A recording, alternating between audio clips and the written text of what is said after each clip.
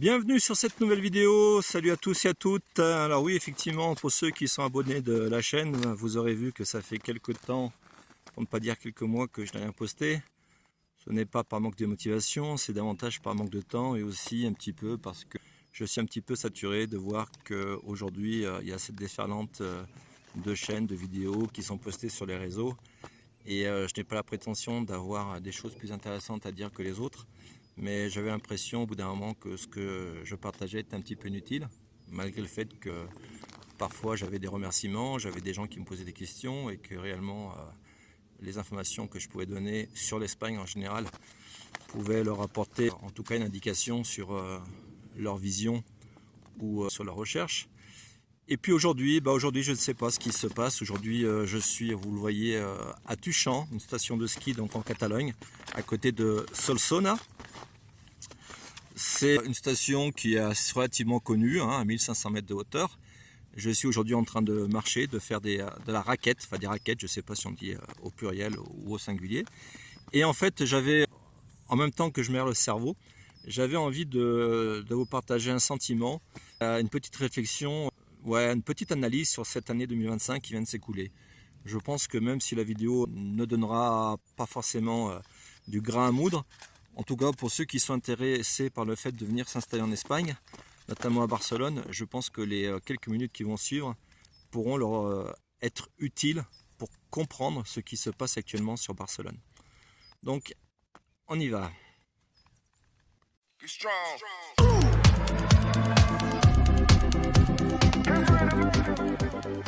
Allez, c'est parti. Alors, je mets la caméra face au paysage puisque ma tronche à moi, on s'en fout un petit peu. Regardez ici, au loin, vous voyez les montagnes qui sont bien enneigées, donc la partie haute des Pyrénées.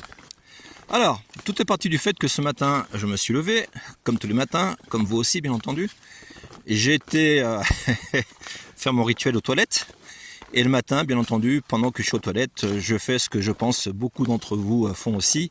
Je prends mon mobile et je regarde un petit peu si j'ai des mails, les derniers posts, les résultats de mes, entre guillemets, de mes projets qui sont en cours sur le web. Et puis en ouvrant YouTube me propose une vidéo d'un gars que je suis de temps en temps, un Français, un ancien Parisien, qui vit essentiellement en Asie, puisqu'en fait le gars il est mobile, il n'arrête pas de bouger. C'est un gars qui, ce matin dans sa vidéo, marchait sur une plage du Vietnam. Alors je me souviens plus dans quelle ville, mais une grande plage spacieuse avec peu de personnes. Il tenait sa perche au bout de laquelle il avait sa caméra pour se filmer. Et en fait il faisait, je pense qu'il doit avoir entre 40 et 45 ans le gars. Et en fait il faisait son retour sur sa vie d'avant, sur ce qu'on considère normalement la fameuse rat race. Donc il expliquait que dans une de ses dernières vidéos, il avait reçu une question d'un de ses abonnés qui lui disait textuellement, si je me souviens bien: salut, écoute, ce matin je me suis levé à 6h13, ça je me rappelle très bien. J'ai déjeuné, je me suis habillé, j'ai pris le métro qui était bondé comme tous les matins pour aller dans un open space des années 2000 où je vais passer ma journée de 8h, enfin de 7h ou de 8h. Et ensuite, je vais rentrer, reprenant le soir le métro, à nouveau archibondé, pour m'enfermer dans mon appartement, pour un salaire qui est ridicule, qui me permet à peine de payer mes factures. J'aimerais m'en échapper, comment dois-je faire? Bref. Et en fait, tout est parti de là, sachant qu'aujourd'hui, je venais effectivement ici m'aérer l'esprit sur les hauteurs, au milieu de la neige. Je me suis dit, j'ai pensé à ça pendant le trajet. Et je me suis dit que ce serait bien de faire un bilan avec ce que j'ai vécu en parallèle cette année 2025 à Barcelone, puisqu'en fait, cette année entière, je l'ai passée au sein d'une société, qui est l'un des leaders, si ce n'est le leader, dans ce qu'on appelle le outsourcing, dans ce qu'on appelle aussi plus communément les sociétés de BPO. C'est une société en fait qui sous-traite le commercial, l'assistance, le téléconseil, la télégestion pour de très très nombreuses autres sociétés, petites, grandes et parfois très grandes. Donc parmi les projets les plus connus qu'ils traitent, il y a Booking, Airbnb, Desigual, Orange, les logiciels SAP, Google, et plein d'autres. Voilà, c'est une société qui existe depuis des années, qui est cotée en bourse, qui est montée très haut jusque dans les années 2020 et qui est là littéralement en train de s'effondrer au niveau des marchés. Et c'est une société qui en fait a plusieurs sites, plusieurs entités dans plusieurs continents. Elle en a au Canada, aux États-Unis, en Europe, ils sont en France, en Espagne, au Portugal, en Grèce, bref. Et sur Barcelone même, ils ont plusieurs implantations physiques et ils emploient à peu près, de ce que je sais, entre 5 et 7 000 personnes. Je n'ai pas les données exactes, mais dans le site où j'étais moi, durant toute cette année, sur le projet, en fait j'ai travaillé dans 2 projets. Concrètement, sur ce site, il y avait entre 2 et 3 000 personnes. Donc c'était le plus gros, le plus conséquent. Et c'est vrai que tous les mois, oula, je vais essayer de pas me péter la gueule parce que là ça descend de manière assez abrupte. Putain, waouh. Avec la raquette, putain, je peux vous dire que ça... Oh, culé. Avec la raquette, ça glisse. Hein. Bon. Déjà que je suis archi nul en ski, en raquette, c'est guère mieux. Bon, voilà, ça va. Donc, je disais, leur mode d'action, là, c'est un live, hein, donc désolé si je me répète. Donc, leur mode d'action, c'est tous les mois, sur ce site-là, hein, je ne parle pas des autres. Les autres, c'est pareil, même si c'est à moindre échelle. Leur mode d'action, c'est d'embaucher entre 30 et 80 personnes qu'ils forment. Quand je dis qu'ils forment, c'est-à-dire qu'ils mettent dans une salle avec un ou plusieurs formateurs, avec des formations qui sont complètement bidons, qui sont simplement orientées pour que les gens sachent utiliser les outils du bord, bon, ce qu'on appelle communément les CRM, qui sachent utiliser les outils métiers qui correspondent à chacun des projets, qu'ils aient quelques notions sur le projet, mais après... Tout ce qui est leur apporter, pour ceux qui sont novices, leur apporter un bagage, un contenu commercial, une approche commerciale, dialectique, relationnelle, ça, vous oubliez. Pour tout ce qui concerne le fait de leur apporter une approche technique sur les produits, les services pour lesquels ils sont censés contacter les clients ou répondre aux clients, ça vous oubliez aussi. À savoir que de toute façon, la majorité... de ceux qu'on appelle les responsables là-bas, les managers, etc. Ce sont des incompétents finis. Pas tous, mais une très grande majorité. Bref. Et en fait, durant ce mois de formation, alors quand je dis ce mois, ça peut durer 15 jours, ça peut durer un mois et demi, ça dépend des projets. Mais en général, les formations durent entre 15 jours et un mois. On vous fait remplir assez régulièrement des formulaires de l'État espagnol qui vous demandent quel est le niveau de la formation. Alors, c'est le premier point de cette vidéo. Il faut que vous sachiez que il y a des sociétés, et sont plusieurs. Hein. Là, je vous parle de la société dans laquelle j'étais 1 an dernièrement. Une société dans laquelle, au vu de mon âge, j'étais un petit peu un ovni. Hein, j'étais un petit peu un cas atypique. Puisque si vous avez jusqu'à 35 ans, en général, vous avez pas mal de chance. Si vous parlez anglais, si vous maîtrisez l'anglais avec un certain niveau... qu'on qualifiera de professionnel, ça c'est leur terme à eux. Si vous arrivez à vous exprimer en anglais, à suivre les formations en anglais, à répondre, à écrire en anglais, à faire les interviews en anglais, non, parce qu'il faut comprendre que toutes les interviews sont faites en anglais, hein, même si vous postulez pour le marché qui correspond à votre langue, donc vous venez des 4 coins du monde, vous postulez un projet pour répondre avec vos clients qui soient français, allemands, danois, grecs, chinois même, vietnamiens, israéliens, juifs, parce qu'il y a des projets pour Israël. Effectivement, ce ne sont pas les plus gros, mais il y en a. Donc malgré tout, toutes les interviews, les entretiens d'embauche se feront en anglais. Pourquoi ? Parce que c'est la norme, parce qu'ils veulent montrer qu'ils sont une entreprise internationale, qu'ils maîtrisent parfaitement l'anglais, que tous les gens sont corporate. En fait, ils veulent déjà, dès le départ, vous mettre dans le bain. Ils veulent déjà que vous soyez parfaitement formaté à la sauce maison. Mais il n'y a pas que chez eux, hein, c'est comme ça dans toutes les boîtes, comme ça, un certain volume, une certaine taille. Bon, après, je rentre pas dans les discussions qui consistent à dire ouais, est-ce qu'effectivement, est-ce que c'est légitime, est-ce qu'on perd pas son identité. Moi, je considère que déjà, si moi je postule pour un projet où je serai en relation avec le marché français, pour notre marché, la moindre des choses, la moindre des intégrités professionnelles, c'est que le recruteur qui soit face à moi, afin de savoir si oui ou non je suis capable de m'exprimer en français, c'est que eux-mêmes ils comprennent le français. ce qui n'est quasiment jamais le cas. Et ce qui n'est quasiment aussi jamais le cas pour les autres langues, enfin toutes les langues que je viens d'évoquer. Parfois ça arrive. Je veux bien effectivement accepter que sur les 3-4 entretiens d'embauche que vous fassiez, qu'il y en ait un effectivement qui soit consacré à la maîtrise de l'anglais pour vous tester, pour voir un petit peu où c'est que vous en êtes, si vous n'êtes pas un mytho qui prétend être super bon, qu'être bilingue et puis qu'au final vous ne comprenez même pas ce qu'on vous demande.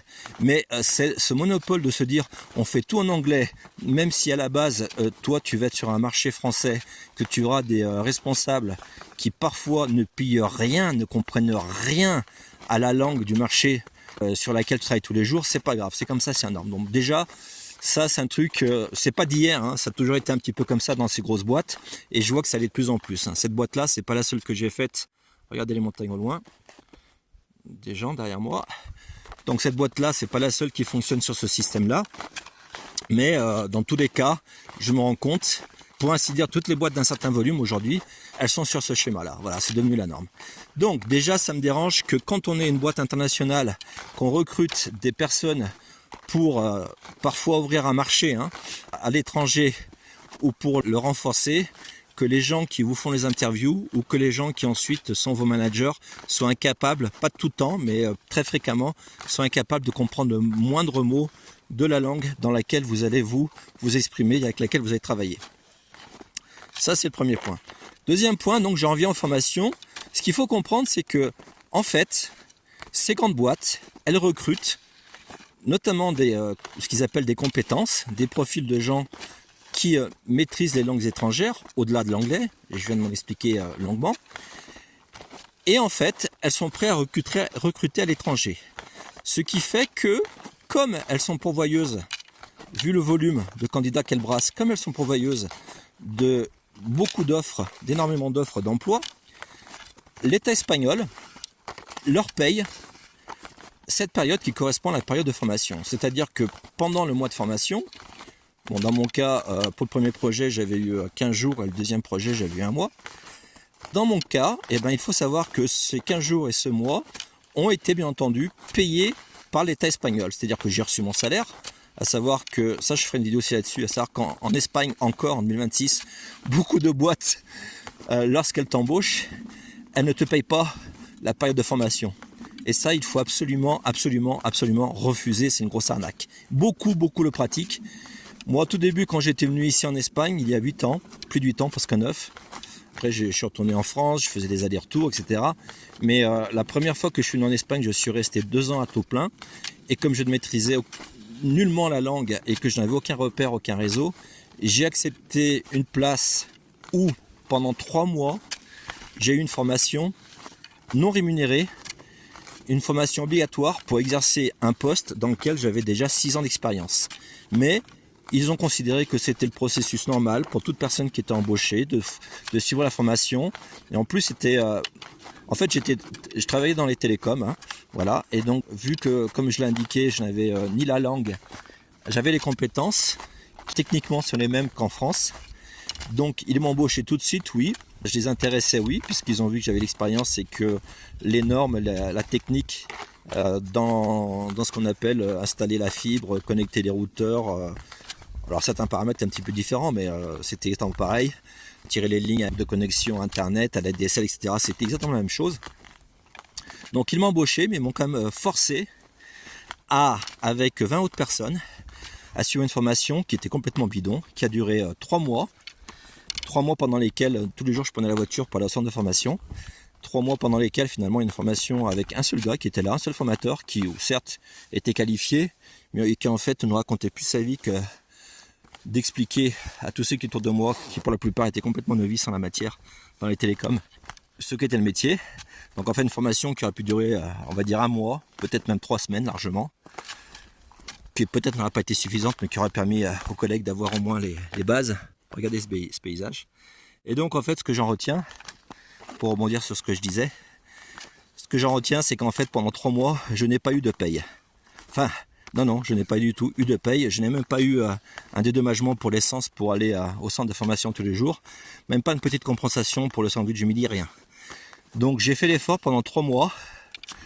Pendant 3 mois, effectivement, d'aller tous les jours là-bas pour apprendre un métier que je connaissais déjà, sur lequel j'étais déjà expérimenté avec plus presque 7 ans d'expérience. Et pour au final me retrouver, une fois que j'étais en poste, avec un salaire de misère de 1200 € par rapport au nombre d'heures que je faisais, puisque les heures sup n'étaient pas payées. Et la morale de l'histoire, c'est qu'au final, je ne suis resté que 2 mois chez cet employeur-là. C'est pas grave, ensuite j'ai rebondi, comme j'ai toujours fait dans ma vie. Mais pour vous dire, il y a vraiment... Mais j'ai été naïf, j'ai été innocent. J'ai cru que ce serait, comme je venais d'arriver en Espagne, que ce serait un passage obligatoire, que c'était la norme. Oui, c'est la norme dans la mesure où beaucoup de sociétés le proposent. Mais non, ce n'est pas obligatoire. Et non, vous ne devez surtout pas accepter d'avoir une période de formation initiale payante. Si une société est prête à vous embaucher ou propose ça, franchement, fuyez, fuyez, fuyez. Il y a plein d'autres entreprises qui vous donnent votre paye. C'est normal, nous qui venons de France, ça nous semble tout à fait logique. Et les Espagnols, eux, ça leur semble tout à fait logique d'accepter d'être formés sans être payés. Non, non, non, non, non. Il y a de plus en plus de boîtes espagnoles qui ont compris que les candidats, surtout ceux qui ont de la valeur, il faut les rémunérer pendant la phase d'apprentissage. Mais encore beaucoup de boîtes vous proposent, regardez le petit chalet comme il est beau. Ici en Espagne, on dit que c'est petiton, que c'est bouffon. Voilà, c'est familier, c'est pour dire c'est tout petit, c'est tout mignon, c'est voilà, c'est agréable. Et puis c'est vrai que c'est beau comme avec la neige comme ça sur le toit. Bref, donc j'en viens à cette société dans laquelle je travaillais pendant 1 an, dernièrement, en 2025. Donc en fait, ce qui se passe, c'est que l'État espagnol, pour favoriser la croissance économique, permet à certaines boîtes affiliées, on va dire, même si elles ne sont pas espagnoles, même si elles sont étrangères, d'embaucher des personnes et leur donner un coup de main, en fait, pour qu'elles recrutent. Et ça passe par le fait que l'État espagnol investit des sommes colossales dans la formation des gens, des nouvelles recrues, et que ces boîtes, je parle donc de celle dans laquelle j'ai été, celle qui nous concerne, cette année 2025, ces boîtes en profitent pour faire une pseudo-formation ridicule, pour dire voilà, on est compliance, on a fait la formation qui correspond aux prérequis que nous impose l'État espagnol, on a fait le nécessaire pour que les agents qu'on vient d'embaucher, les 30, 40, 50, 80 par mois, ils soient opérationnels pour leur poste. Et ensuite, vous avez encore 1 mois d'essai. En gros, vous avez 2 mois. Dans le cas présent, 1 mois de formation, plus ensuite 1 mois sur le floor, ce qui vous fait 2 mois d'essai. Sachant que vous avez une formation qui est ridicule. Sachant que la majorité des gens, pas tous, mais ont très peu d'expérience, que certains c'est leur premier boulot, qu'ils ont moins de 25 ans, qu'ils arrivent là dans une multinationale, qu'il faut qu'ils s'adaptent, qu'ils intègrent, qu'ils adoptent toutes ces normes avec des KPI, des objectifs qui sont complètement abracadabrantesques, comme dirait l'autre, référence à Chirac pour ceux qui ont un certain âge qui comprendraient. Donc, ce qui se passe, c'est que beaucoup, après la période initiale de la formation, plus la première période sur le floor, il se passe que tout simplement, ils n'atteignent pas les chiffres qu'on leur demande. De fait, arrivé au bout de la période des 2 mois d'essai, le dernier jour, parce qu'ils sont subtils, le dernier jour, et non pas avant, on vient les voir le matin en général pour leur dire écoute, aujourd'hui c'est ta dernière journée d'essai. Voilà.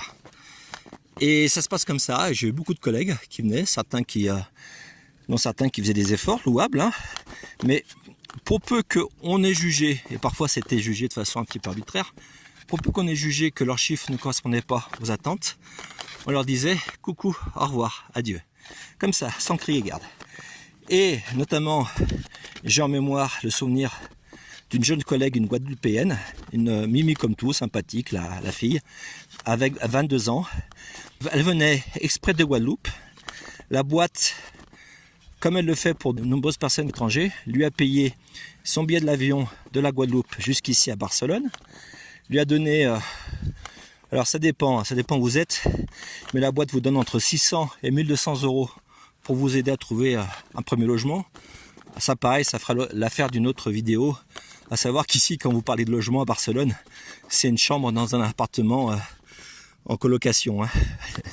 Une chambre qui aujourd'hui, si vous avez la chance, vous coûtera 600 €, mais qui est plus proche des 800, des 850 que des 600. Et quand j'ai une chambre, c'est une chambre de 9 à 11 mètres carrés.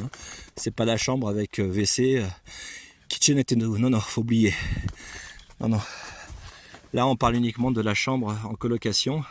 Et après, vous avez le salon, les toilettes, la douche, tout ça, c'est partagé avec les autres colocataires. Bref, cette jeune petite Guadeloupéenne, je me rappelle très bien, elle s'appelle Anne-Laure. Si un jour Anne-Laure, sait-on, dans une autre vie, voit cette vidéo, eh bien écoute Anne-Laure, je te salue.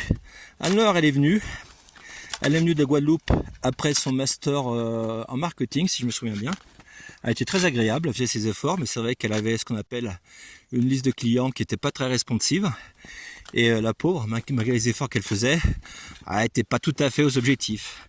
Donc ils sont venus la voir au bout de ces 2 mois de période d'essai pour lui dire bah écoute cocotte, t'es gentille, on t'aime bien, mais voilà, c'est fini pour toi. Donc elle s'est retrouvée à Barcelone du jour au lendemain, et ben sans boulot, sans salaire. Là je vais faire demi-tour parce que je vois qu'ici il n'y a pas eu d'empreinte par des marcheurs avant moi. J'ai peur d'en chier un petit peu trop. J'ai pas une grosse condition physique en ce moment, donc je vais continuer sur la portion plus basse qui est beaucoup plus plate. Donc cette fameuse Anne-Laure, ils lui ont dit bah cocotte, adieu, démerde-toi.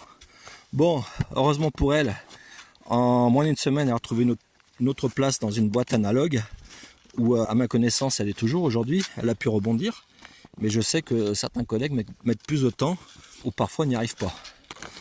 Toujours est-il que vous êtes un numéro et la majorité des gens qui viennent, ils restent entre 3 mois, 6 mois, 1 an, au grand maximum 2 ans. Les gens qui durent plus de 2 ans dans ce type de boîte, c'est vraiment des ovnis, c'est extra rare. Ce qu'il faut comprendre, c'est que pour intégrer ces boîtes, donc pourquoi je fais cette vidéo? Pour expliquer les tenants, les aboutissants à toutes les personnes qui seraient intéressées, les personnes notamment jeunes, qui seraient intéressées par le fait de venir tenter l'aventure espagnole, notamment à Barcelone. Oui, vous avez plein de boîtes comme celle-ci qui recrutent des candidats à tour de bras. Oui, l'un des critères pour être embauché, c'est de maîtriser un minimum l'anglais. Si vous avez ensuite des compétences en relationnel, en commercial, en marketing, en analyse, tant mieux. Si vous avez, à défaut, c'est de bonnes compétences en linguistique, en langue. Alors ici, la linguistique, c'est différent. La linguistique, pour eux, la linguistique, c'est les gens qui, en fait, ont étudié la langue du pays. Mais bon, pour nous, français, linguistique, c'est les gens qui maîtrisent une ou plusieurs langues. Bref, si vous avez des maîtrises en langue étrangère, éventuellement, vous gagnez des points pour réussir ces entretiens qui, comme je viens de le dire, se déroulent en anglais, presque tout le temps. Je dirais dans 90-95% des cas. Oui, vous aurez des conditions de travail qui sont pas, c'est pas l'esclavagisme, mais après vous n'aurez pas un salaire mirobolant. Perspective d'évolution, il n'y en a quasiment pas, contrairement à tout ce qu'on vous dit. C'est quasiment bouché, à moins d'être peut-être le petit ganiche qui respecte à la norme toutes les consignes et qui fait le nécessaire pour être très corporate. Ça veut dire toujours en train de sourire, toujours en train de prendre le café avec les personnes qui sont ceux qui décident. Si vous restez dans votre coin, si vous ne vous montrez pas, là je laisse passer des gens qui sont plus rapides que moi et qui ont en ce moment une meilleure condition physique que moi. Ok, donc je reprends. Je disais, si vous êtes ambitieux, mais l'ambition, elle a différents niveaux. Il y a des gens qui sont ambitieux, qui veulent créer quelque chose dans leur vie, qui veulent faire quelque chose de leur vie. Et puis il y a des gens dont l'ambition, il y a des gens dont l'ambition est simplement de réussir à être heureux. Il y a des gens, et je respecte parfaitement, il y a des gens dont l'ambition est de créer une famille, d'avoir des enfants et de les élever du mieux qu'ils peuvent. Et ça, je respecte aussi parfaitement. Il y a des gens dans ces boîtes dont l'ambition est de gravir les échelons, de simple agent de passer à agent niveau 2 ou niveau 3, ensuite de passer à ce qu'on appelle team leader, ensuite de passer manager, ensuite éventuellement de passer cluster. Certains y arrivent, mais pour cela c'est 2-3 ans minimum. Certains, j'en ai vu, parce qu'il y en a peu qui résistent, mais c'est au bout de 6 ou 7 ans. Je peux vous dire que quand vous avez passé 6 ou 7 ans dans une telle boîte, vous avez le cerveau qui est complètement ravagé, nettoyé, vous n'êtes plus vous-même. Mais c'est vrai qu'en fait, les incentives, les bonus, les stimulations sont tellement ridicules et elles sont placées tellement haut que beaucoup de gens perdent la foi et en fait, au bout de seulement quelques mois, s'en vont. Le piège, c'est que une fois que tu t'en vas, si tu veux rester à Barcelone ou si tu veux aller à Madrid ou à Valencia, puisqu'en Espagne, de toute façon, il n'y a pas 10 000 solutions, les 3 villes qui sont pourvoyeuses de travail, d'offres d'emploi pour nous les étrangers, Ces 3 villes, c'est celles que je viens de citer, Barcelone, Valence, Valencia et Madrid. Sortant de là, à moins d'être dans une profession très typique, je sais pas, dans l'agriculture, que sais-je moi, dans les arts, je sais pas moi, en relation avec le milieu de la mer, de la montagne, voilà, quand vous avez quelque chose de technique à faire valoir, si vous êtes dans des secteurs du service ou du tertiaire beaucoup plus classiques, comme qui correspondent aux positions que j'ai indiquées, c'est-à-dire faire du conseil, du commercial, etc. Là, ce sera du marketing. Là, effectivement, ce seront surtout ces grosses sociétés qui ont des besoins et qui ont notamment des besoins d'agents étrangers. Bref, beaucoup de gens, en fait, c'est l'un des autres points de cette vidéo, hormis le premier point, je le rappelle, c'est le fait que les interviews se font essentiellement en anglais. Le deuxième point, c'est qu'en fait, pour se loger ici à Barcelone, c'est très compliqué. Le troisième point, c'est que les gens qui viennent là, en fait, ils ont très peu de perspectives d'avenir. Et d'ailleurs, de plus en plus, durant cette année, j'ai senti, j'avais déjà senti au fil des dernières années, mais là, durant toute l'année, je l'ai senti, de mois en mois, de plus en plus de nouveaux collègues qui venaient en me disant, de toute façon, moi déjà, je le dis pas bien entendu, mais déjà, moi, je compte rester là que 3 ou 4 mois ou 6 mois. En fait, déjà, ils venaient, ils se faisaient embaucher, ils passaient les différentes étapes du recrutement, mais ils avaient déjà en eux l'idée de partir, d'aller ailleurs. Et souvent, d'ailleurs, l'Espagne n'était qu'une étape pour eux. Alors, bien entendu, je ne saurais que les encourager. C'est vrai que quand on est jeune, quand on est mobile, quand on a la motivation, quand on n'a pas de famille, il faut en profiter, il faut bouger. Alors c'est vrai que ce n'est pas forcément donné à tout le monde pour différentes raisons. Il y a la raison financière, parce que c'est vrai que quand on déménage, on change de pays, si on n'a pas un petit pécule de côté pour repartir à zéro, s'installer, etc., c'est pas toujours évident. On n'est pas forcément sûr de trouver du travail derrière au pied levé. Mais en tout cas, j'ai rencontré, regardez comme c'est beau, elle est magnifique cette neige. Je suis pas très neige, mais quand même, je reconnais que ça fait du bien. Et j'espère que vous appréciez aussi. Et donc, effectivement, j'encourage tous ces gens-là. Si vous faites partie de ces gens-là, j'irai pas jusqu'à parler de la mouvance digital nomade, mais beaucoup de gens, effectivement, profitent de ces aubaines, de pouvoir aller de poste en poste dans ces sociétés. Mais les conditions, c'est l'un des autres points. Les conditions d'évolution, les perspectives d'évolution, les conditions salariales sont vraiment, vraiment ridicules. Honnêtement, ça vous laisse juste de quoi, et c'est aussi pour ça que beaucoup s'en vont au bout de quelques mois. Le salaire que vous percevez, qui sont entre 1300 et 1800 euros, pour ceux qui vraiment 1800 euros, c'est vraiment le haut, le sommet. Après, il y en a qui arrivent à performer, qui arrivent à avoir des bonus et ils arrivent à améliorer ça. Mais bon, comptez plutôt entre 1400 et 1500 net en moyenne. Quand on est à Barcelone, qu'on doit payer 800 euros de piole pour une petite piole et que vous percevez un salaire de 1500 euros, et encore 1500, je vous dis quand c'est pas 1300 ou 1400, honnêtement c'est un petit peu léger, c'est compliqué. Surtout si vous aimez sortir, faire la fête, ça fait léger. Bref, certains sont contents de me direz-vous, absolument. Donc, et je vais terminer cette vidéo qui était un petit peu longue, mais je suis parti un petit peu dans tous les sens, mais en même temps, voilà, c'est une vidéo que je fais en live, sans retenue, juste pour m'aérer l'esprit, pour libérer ce que j'ai dans le cœur, et au fond de moi aussi. C'est que, pour ma part, de toute façon, je n'ai plus l'âge, donc je sais que si je repostule à ce type de société, j'aurai un mal fou à trouver.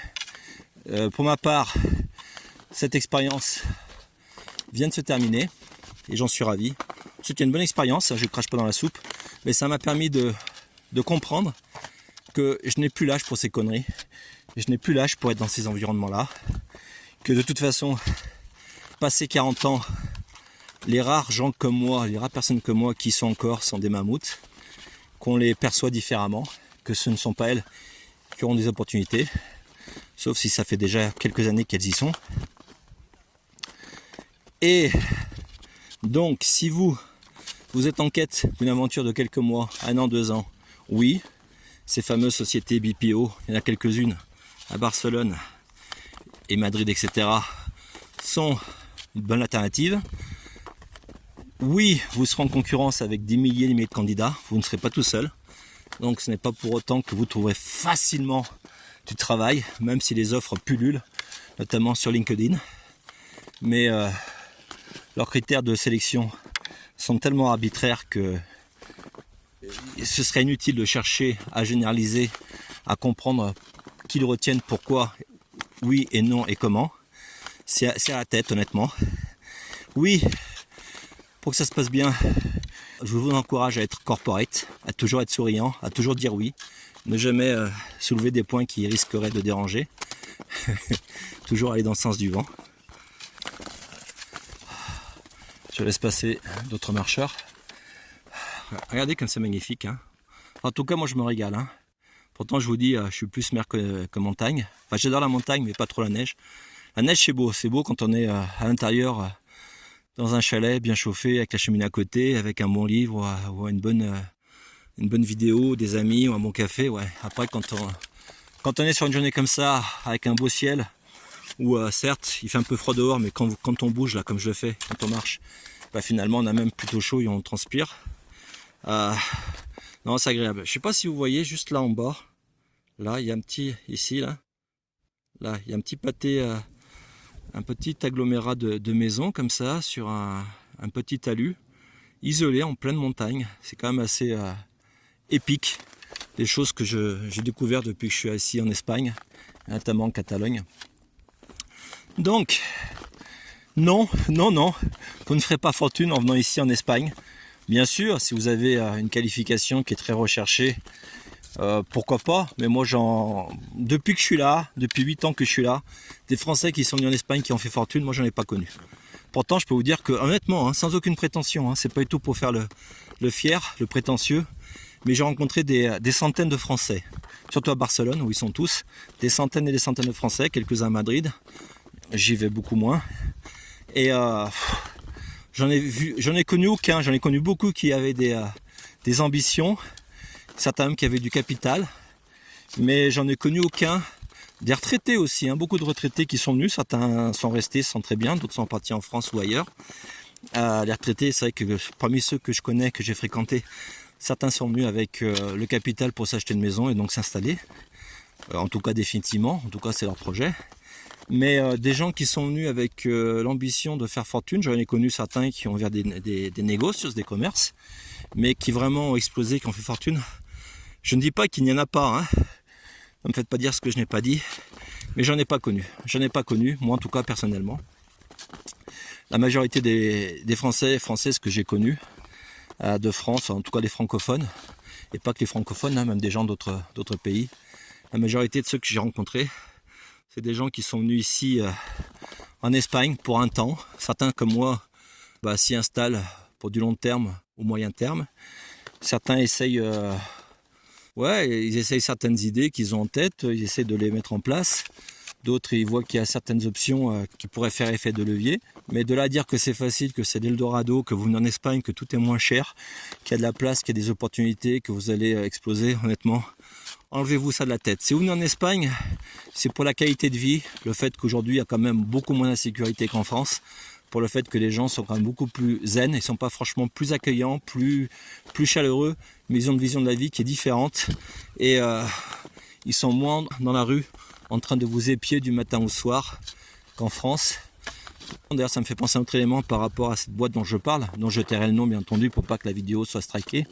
Du fait de sa taille, cette boîte est dite très inclusive. C'est le mot à la mode, c'est-à-dire que si vous êtes avec un penchant LGBT, si vous adorez avoir les cheveux toutes les couleurs, violet, rose, bleu, si vous êtes plein de tatouages, de piercings, si vous avez des orientations sexuelles qui peuvent être à la fois un jour bi, un jour mono, un jour trans, un jour ce que vous voulez, là, vous cochez toutes les cases. Vous avez toutes les chances d'être embauché. Du coup, moi j'étais un peu en porte-à-faux. Je suis un petit peu traditionnel dans ma personnalité, même si je pense avoir l'esprit un minimum ouvert. C'est vrai que voilà, j'ai du mal à me reconnaître dans cette mouvance qu'on appelle woke, LGBTiste. Mais par contre, cette société-là, elle adorait ça. Enfin, elle adore. Je prends un exemple tout bête, j'avais un collègue dans un projet voisin, un collègue qui était écossais. Le mec, en fait, il venait tous les jours, même en plein hiver, quand il faisait température négative. Ici en Catalogne, il fait souvent, aujourd'hui par exemple, il fait -2 là. À Barcelone, c'est rare d'avoir des températures négatives parce qu'on a bord de l'eau. Mais on a souvent, surtout ces derniers hivers, on a eu des journées où il faisait entre 0 et 3-4 degrés. Hein. Faut pas croire que que Barcelone, c'est le soleil toute l'année. Hein. Non, l'hiver, il fait froid. Et donc ce gars-là, cet Écossais, il naît avec son kilt, ses chaussures de rando, ses chaussettes, son kilt à carreaux, avec les jambes bien poilues, avec son béret, enfin je sais pas si c'est un béret, le petit bonnet qu'il porte là spécifique. Et voilà, pour bien montrer qu'il était écossais. En soi, ça me gêne pas. Je dis pas aux gens, parce qu'ils vont à l'étranger, qu'ils s'installent ou qu'ils vont séjourner à l'étranger, je ne dis pas de renoncer, de renier leur identité. Mais tu peux effectivement venir de temps en temps habillé comme ça, dans ton apparat traditionnel, usuel, pour montrer ton identité, ton appartenance à l'Écosse, au Royaume-Uni, etc. Ce qui me dérange, c'est que tu le fasses tous les jours, absolument tous les jours. Moi, je pars du principe que quand tu es dans un pays, que tu y restes au moins pour un moyen ou long terme. Le but, c'est de chercher à s'intégrer. Certes, tu peux te différencier. Certes, tu peux montrer que tu n'es pas dans la masse, que tu n'es pas dans la rat race. Mais quand même, je trouve qu'il y a des limites. Voilà. Je cherche quand même à faire en sorte de maîtriser à minima la langue, de m'adapter aux coutumes, au niveau vestimentaire, de me fondre dans la masse à minimum. Et puis effectivement, de faire en sorte que ça se passe bien avec tous les collègues et avec les voisins, avec mon environnement. Donc maintenant, cette boîte étant complètement inclusive, si vous venez avec les cheveux toutes les couleurs, avec plein de piercings, habillé d'une façon plus que provocatrice, là vous serez parfaitement adapté à l'environnement de la boîte. Il n'y a aucun souci. Bon, sinon ça monte. Hein. Là je suis comme en train d'en chier un petit peu. Je transpire, hein, j'ai chaud. Donc voilà, les amis, IE, je vais terminer cette vidéo. J'espère que, j'espère, oui ou non, c'est vous qui verrez si ces quelques pensées, ces quelques informations sur la vie à Barcelone en 2025, si ces quelques informations vous auront été utiles ou pas. Je me suis arrêté pour laisser passer d'autres randonneurs. Toujours est-il que, suite à ces informations, peut-être aurez-vous davantage envie de venir à Barcelone, ou peut-être vous direz-vous, non finalement, ça ne correspond pas à ce que je recherche, à ma vision des choses, même si c'est pour un court moment. Donc pourquoi pas, à vous de voir, à vous de juger, à vous de prendre d'autres informations sur le net. N'hésitez pas à venir à Tuchan, si vous voulez passer une journée à skier ou à randonner dans ce cadre qui est quand même magnifique. Je ne sais pas si je l'ai dit au début de la vidéo. Il vous en coûtera 20 €, 7 € pour entrer sur les pistes et dans mon cas 13 € pour louer les raquettes. Bien entendu, si vous apportez vos propres raquettes, vos propres skis, là vous n'aurez que l'entrée à payer. Et bien entendu, une fois que j'aurai fini ma randonnée, je ne sais pas du tout où c'est que je me situe sur ce parcours là. Je ne sais pas s'il me reste encore beaucoup à faire ou pas. Je suis un peu perdu. Toujours est-il qu'une fois que vous aurez fini la demi-journée, parce qu'en une journée déjà, une journée c'est trop, vous fatiguez trop. De toute façon, tous ceux qui vont à la montagne savent qu'en une demi-journée, tu as déjà eu ta dose de ski ou de randonnée ou d'air frais. L'avantage c'est qu'après, une fois que vous sortez des pistes, au pied vous avez le restaurant, la cafétéria, pour vous restaurer un petit peu, pour vous reposer. Et pourquoi pas aller dans un des villages du coin, profiter d'une boisson encore plus chaude. Voilà. Et écoutez, au plaisir de vous revoir sur une prochaine vidéo. Et surtout, n'hésitez pas à me faire part de vos partages, notamment pour ceux qui connaissent parfaitement cette rat race dont je parle et qui finalement, même si on a Barcelone et pas Paris, n'est pas si différente.